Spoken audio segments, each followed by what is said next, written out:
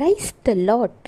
பலகீனத்தின் மத்தியில் அன்பிற்காகவும் சமாதானத்திற்காகவும் சந்தோஷத்திற்காகவும் ஏங்கி கொண்டு யாரும் உதவியில்லாத நிலைமையில் என்ன முடிவெடுப்பது என்பது கூட அறியாமல் இக்கட்டான நிலைமையில் இருந்து கொண்டிருக்கிற பிள்ளைகளே, இன்றைக்கு ஆண்டவராகிய இயேசு கிறிஸ்து உங்களை பார்த்து தான் சொல்கிறார், இந்த நிலைமையை ஆண்டவர் மாற்றப் போகிறார்.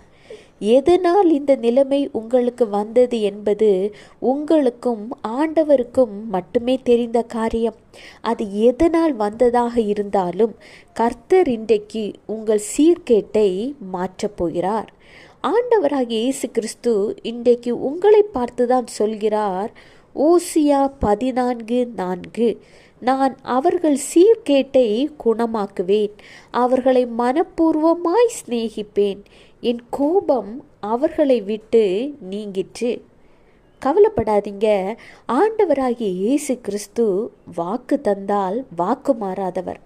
மனிதன் வாக்கு தந்தார்கள் என்றால் அதை மறந்து விடுவார்கள், மறந்தும் விட்டார்கள். ஆனால் ஆண்டவராகிய இயேசு கிறிஸ்து வாக்கு மாறாதவர்.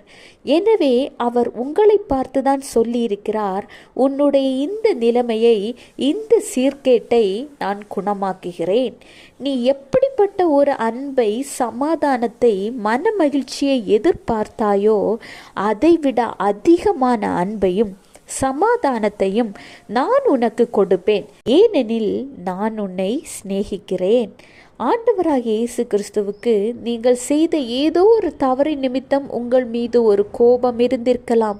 அந்த கோபம் இன்றைக்கு உங்களை விட்டு நீங்கிற்று என்று கர்த்தர் சொல்கிறார். எனவே துக்க முகத்தை விட்டு சந்தோஷமாக இருங்கள். கர்த்தர் உங்களோடே கூட இருந்து செய்ய போகிற காரியங்கள் அற்புதமாயிருக்கும், அவை அதிசயமாயிருக்கும். Have a blessed day. Jesus bless you.